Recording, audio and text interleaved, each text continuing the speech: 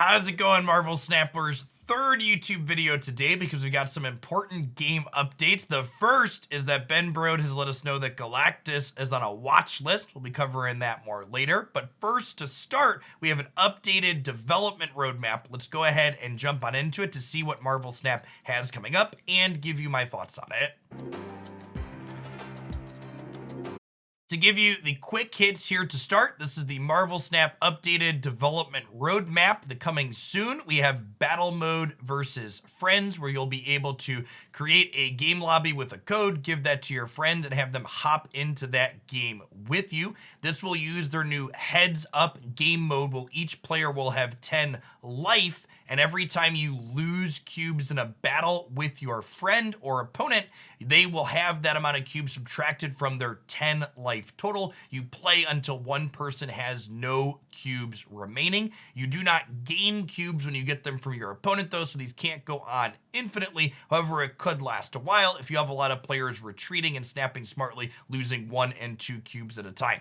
Other things coming soon are name change as well as artist credits. These will both be great things. Sometimes you make a username and you want to change it after the fact, and there's so much fantastic art in Marvel Snap. I'm excited to be able to quickly reference where that fantastic art is coming from.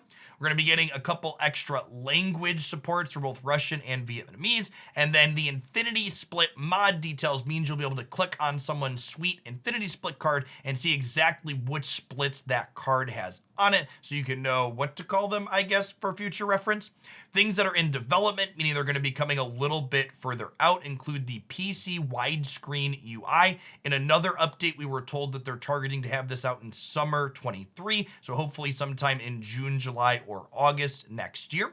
Smart decks, I think, is one of the most interesting things that's on the development roadmap that I think will be a welcome addition. Essentially, what these are going to do is you'll be able to add some cards to a deck that's still missing some pieces, and you'll be able to click the Smart Deck button that'll recommend suggestions for what to fill in based on the cards that are in your collection and what the deck currently contains. I think this feature is going to be great. As someone who posts a lot of deck lists, players often ask the question, hey, what can I substitute for this card that I'm missing? And I think if the Smart Deck feature is implemented appropriately, players will simply be able to grab a deck list off of a YouTube channel like this one, remove the missing pieces, then hopefully the Smart feature will be able to recommend them reasonable substitutions for things that are missing in that player's collection.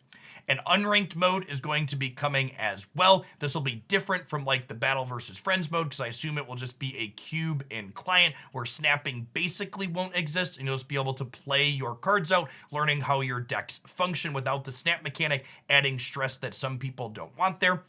They also talk about adding some new competitive modes at some point. I'm interested to see what this means. Fingers crossed, I'm hoping that competitive modes is going to come with a spectator client as well, because battle mode versus friends plus some spectator stuff means I would love to run some Marvel Snap tournaments and have some awesome coverage for them. Finally, we have things that are in concept. This means they are not working on these things actively yet, but they're thinking about them. Things in this in concept column are things that you should definitely send feedback to in a polite manner for the Marvel Snap developers, either on Discord or Twitter or other social media that they're on, letting them know which ones you would be excited to have. I assume they're posting this in concept stuff to kind of gather feedback from the community to see what things people will be most interested in having added to the client. If you want to read more about this with details past just what's here on the screen, a lot of the tidbits that I filled in here with my mouth noises come from an article here that I will link in the video description down below, but I did just give you a full gist of it so you didn't miss any of the key bits, I promise, but for reference, it's linked under the video.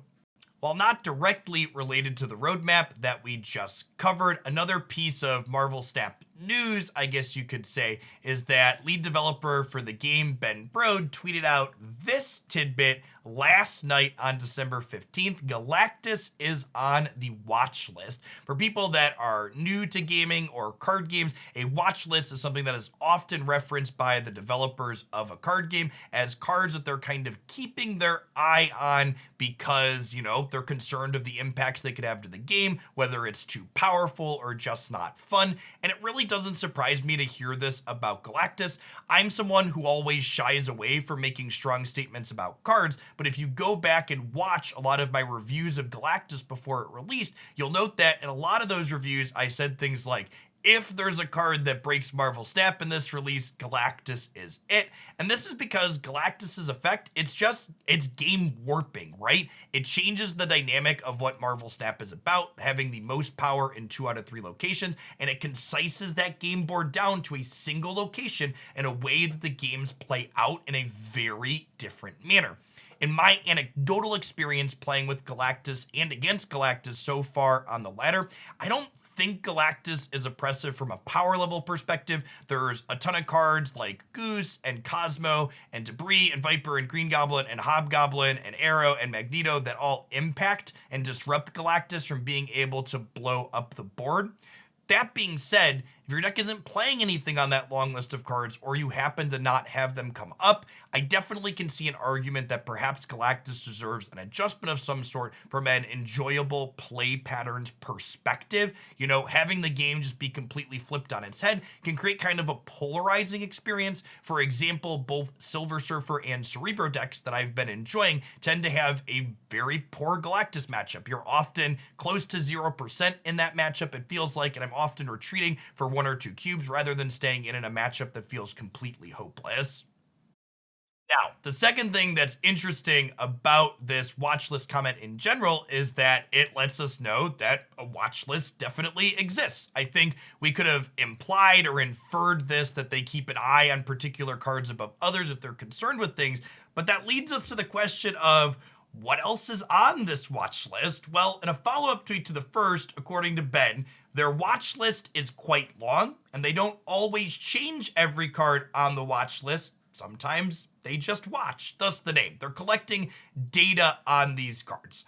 I will say one perspective I have from this series of tweets, though, is I think it's interesting / weird / perhaps even bad that Ben explicitly called out Galactus as a card that they're adding to the watch list. And the reason for this is I think in general, it would be a good thing if they were clear and transparent and communicated to players which cards they're keeping an eye on, especially with the advent of collector tokens and players being concerned about spending this resource on what they're choosing to buy. Because remember, in the client, it tells you there's no refunds if they adjust a card. So I guess my feelings on this are, if you're gonna do this and tell us you're adding Galactus to the watch list, I think it would be a good thing if they just had a public watch list page on their website that said, hey, these are cards we're keeping an eye on. If you're worried for which cards could potentially be changing or not, they might not in an upcoming patch.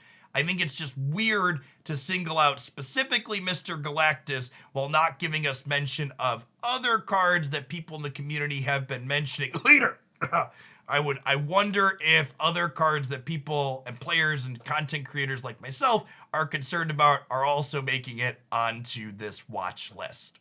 At any rate, thanks for dropping in for my Marvel Snap game news update summary here. If you want those details firsthand, I'm going to link to Ben's tweets as well as the roadmap update on their website in the video description down below. As always, if you enjoy my analysis here, please tap that like button. I'd love to know in a comment down below which roadmap feature you are looking forward to getting the most, as well as what your thoughts are on this whole watch list thing and how Ben approached it. If you're new to the channel, I extra appreciate you staying all the way through to the end of the video. Consider subscribing. I post Marvel Snap game news updates like this, theory crafting, and deck highlights here 7 days a week. I'd love to see you back again. Enjoy your weekend, folks. I'll catch you live on Twitch on Monday, but stay tuned here on the YouTube channel for videos all weekend, as always.